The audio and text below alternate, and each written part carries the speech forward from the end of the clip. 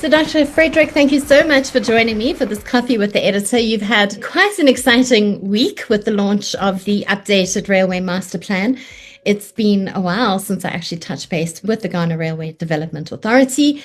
So what's changed? The Railway Ghana Masterplan 2020 had some good points in them, but unfortunately, it hasn't managed to take off as we expected. The idea of the 2020 master plan was to look at joining the capital cities of Ghana and making sure that the rail goes through the capital city, which is fine and a laudable idea. But unfortunately, when it comes to the need for private participation, which has been the case in Ghana, the focus has to be on, without sovereign guarantee, what kind of offtake guarantee are you going to give it to the investor?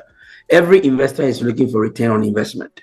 If somebody is coming to join, invest billions of dollars in railway or millions of dollars in railway in Ghana, and they are only going to count passenger numbers, I don't think anybody will invest in that kind of master plan. No. So the idea about the new master plan is not just to connect cities, it's to focus on what do we do best as a country. Ghana is blessed with a lot of mining sites. We have bauxite, we have manganese, we have iron, and we have gold and a lot of other mining sites in the country. I am not a fan of exporting our raw material, but even if you are going to add value to it, it still must be transported in cargo. So the idea of the new master plan was that, okay, GRDA, you've done a master plan in 2020. We've not had a single private investor since then. What can we guarantee as an offtake guarantee for an investor who is about to invest in Ghana in terms of private participation, and what can guarantee the return of investment? So the idea of the new master plan is not just to connect our cities, is to make the focus be on the mining side, where bulk transportation is the primary factor here. It is not just the export of the mining component from the mining side. It is also the LPG, the liquefied petroleum, that goes to the mining sites to fuel these machines to do the mining. So we did our study and we came together with a sister company in Ghana, Ghana Integrated Aluminium. These are other agencies that look after the mining site. So we work hand in hand with them, our three other sister companies and agencies in Ghana, and look, what I need is your mining information. How many tons are you doing annually? What is the challenge that you are facing? And the challenges became that, oh, yes, we are doing well, but the cost of transportation, road transport is a problem. Okay, so the idea of the new master plan is not just to provide an alternative master plan, is to look at how do we unlock these hidden potentials to make it attractive for private investors to come to the country.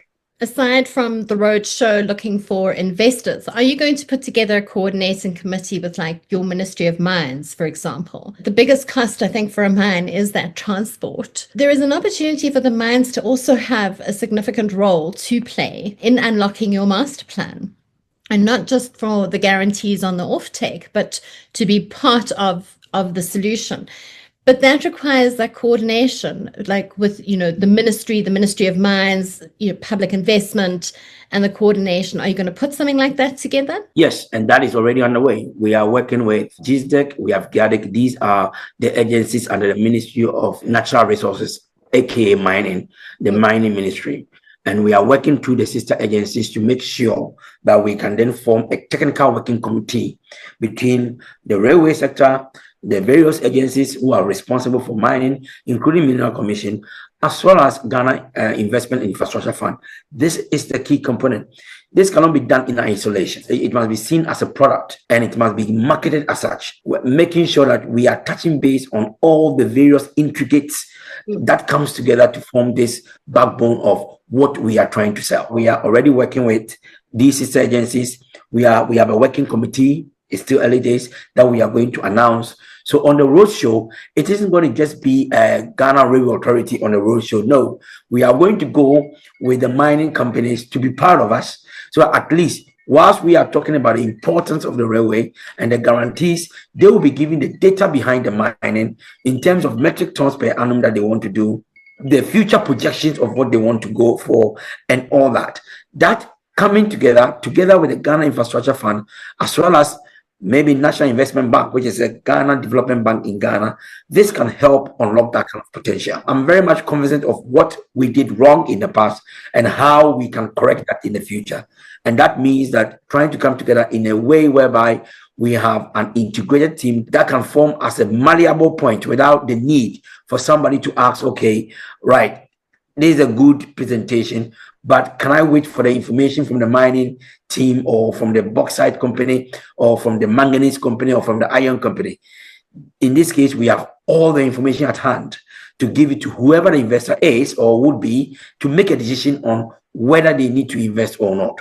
So exactly so, we are forming a technical committee and it is still underway. And this time it's not just us, it's about collaborating with all our sister agencies under mining, as well as, most importantly, MPA, that's the National Petroleum Authority in Ghana, where they send the least LPG and the fuel to these mining sites. We need to work with them to be able to also do that. To add as well, we are not just looking at collaborating with the mining sector. We are also working with from the policy framework through my minister, working with the Minister for Roads and Highway, so that we will then introduce a legislative instrument that prohibits certain vehicle above certain ton from using the road. Once the law is enacted, we will then be able to enhance the opportunity on the railway sector. And that is what we are trying to do from the policy point of view as well at the moment.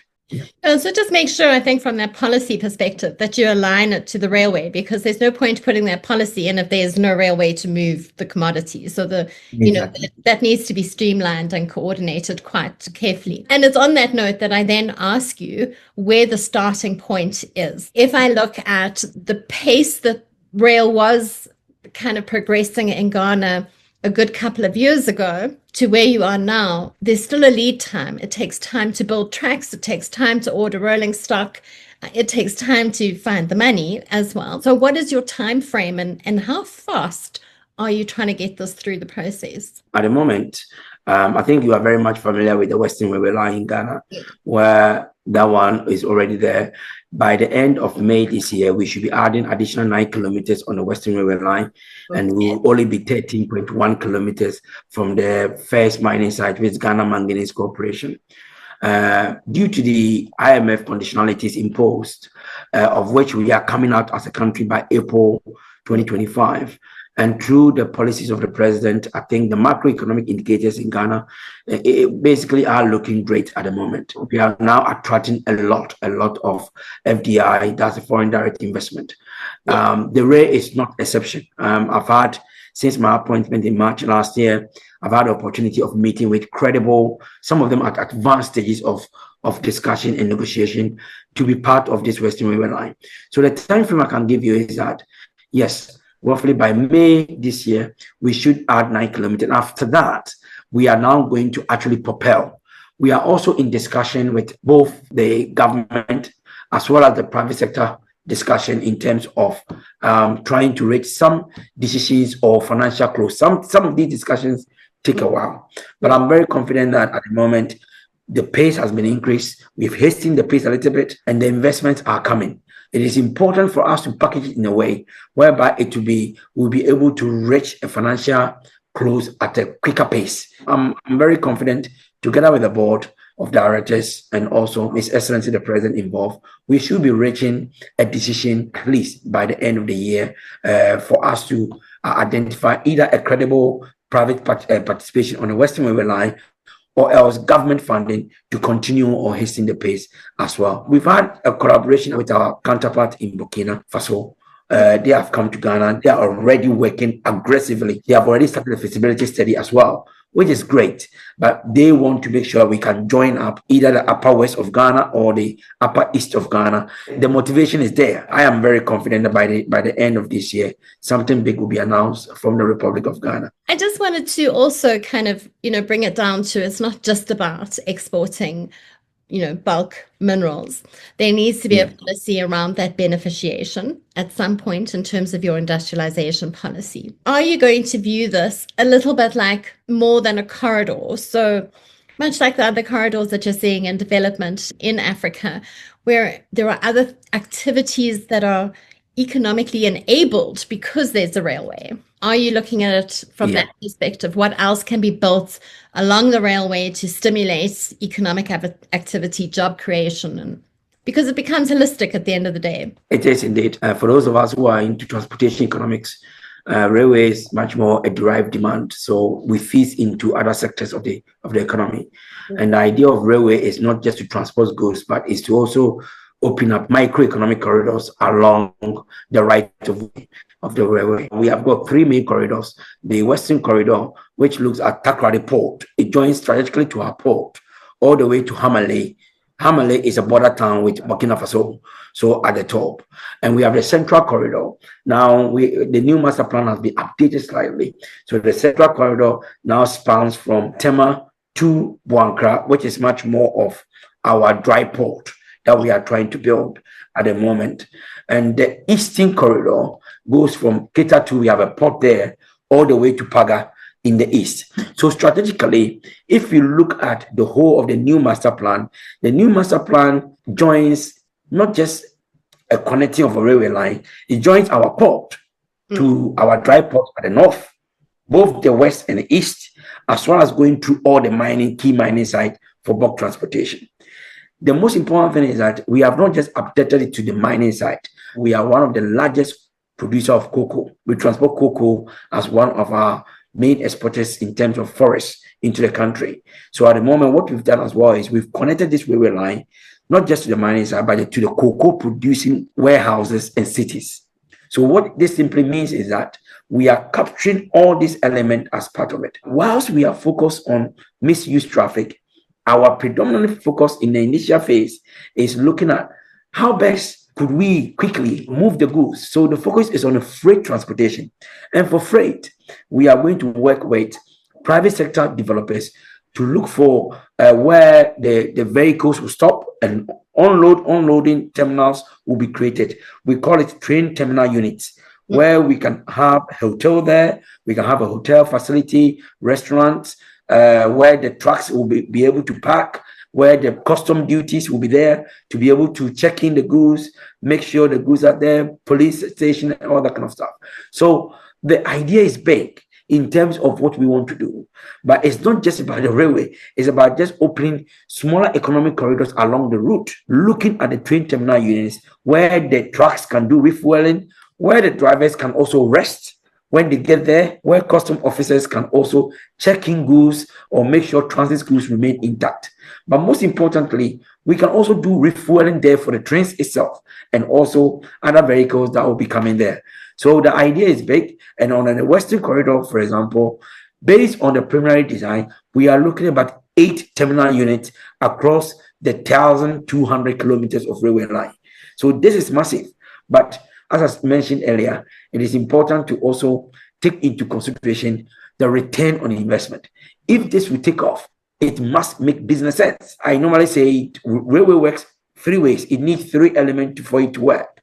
It needs a political will, which I think we have it through our president, His Excellency President John Mahama. You must also have the technical competence of the management and the board, people who understand what they are actually doing. What are the needs of the country for railway? We are a developing nation. The focus must not be on passenger for now. It must be to move the cargo, and the freight revenue can then cross-subsidize for the passenger service. Yeah. That is where we are in our developmental stage. And the third arm is, of course, funding. And funding is always about making the business case. And this is what I believe the new master plan does in terms of it talks to the investor. How am I going to recoup my money? How quickly? How fast? This is it. This one is a self-explanatory. It gives it a green light, but it also highlights the opportunity that exists in Ghana for private sector participation to take off. You're obviously going to have concessions, I'm assuming. Build, operate, and transfer. What are some of the ideas or models that you cemented down? Yes, example for the Western Corridor, if I'm being pessimistic here, yes. It's a consecutive estimate of 50 million metric tons of bauxite, manganese, and iron. Assuming $10 per ton, you are looking at this is $500 million. This is no brainer. Now we are close to about 1.2 million containers that goes to the Sahel region, Mali, Burkina, and Niger from Ghana. They all go by road. That is why the government of Ghana is now going ahead with a big push to revamp the whole road network in Ghana, and we are aggressively moving to do that. It also shows you the tonnage level of why our roads cannot last beyond 3 years. So the ultimate here is that the business case here makes sense. It is up to us to provide the data to support the narrative, to encourage private sector participation. The good news is also this is only on the Western Corridor. The Western Corridor, we're looking at 50 million metric tons. I'm talking of export. I'm not talking about import, LPG. I'm not talking about all that. I'm not talking about 1.2 million containers going to a Sahelian region. I'm just giving you what goes out. In Ghana Manganese Corporation, they are doing 220 trucks a day. So trucks that goes from the mining site to the port, 220. If they're doing 220 trucks a day, what is the lost opportunity of what they could actually be moving more? They are doing 5.1 million metric tons. They want to move to 10 million metric tons, and they are stuck. The railway, we are too slow to reach them. And yesterday I had the UU mission here, and we're like, wow. I said, yes, I'm not joking. It is there. So it is just an untapped, I call it gold mine in terms of haulage that is hidden. And this, of course, works hand in hand with the road. The road will last longer, and we are going to have a greener, more decongested road. But with the Western Railway line, we are looking at consecutive amount of 50 million metric tons of goods on a consecutive amount. On the Eastern Corridor, where we have Tema to Impakadan, okay, if we're able to cross up to Paga, again, the consecutive estimate is about 25 million metric tons per annum of iron. I have not spoken about cocoa. No. Ghana is the second largest producer of cocoa in the world. We export this one, and we do that by road. Okay, so the key thing I'm telling you about is that the reason why I'm desperate to go on a road show is not because of that, because I am prepared to sell this product. This is a product that must be sold. We need to let the people understand what is here. And I do believe if we are able to break it down simpler, easier for people to understand, the investment options will be easy for us. Yes, we are looking for BOT or PPP framework, BOT, BOO, build, operate, own, whatever that works. And we are looking at concessional approach as well. What I'm just trying to say to people is that the purpose of the new master plan is not just to reinvent the wheel. No, it's for us to present a master plan that does the communication without you speaking. The moment somebody asks that question, where are these mining sites? I will take you there. You speak to the mining companies. You ask them, what do you want to do? What is your biggest cost?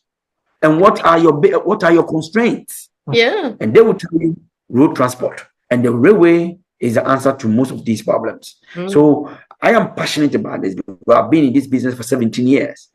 And not just about doing it. Practically, I've done it. But, I decided to come home and support. And when I came, I realized that, no, we are sitting on top opportunity. So my job is not just to put up a new master plan together with the new management team and also the board. The concept behind this is to make it self-explanatory. We don't need to talk about it. It must do the talking without you saying a word.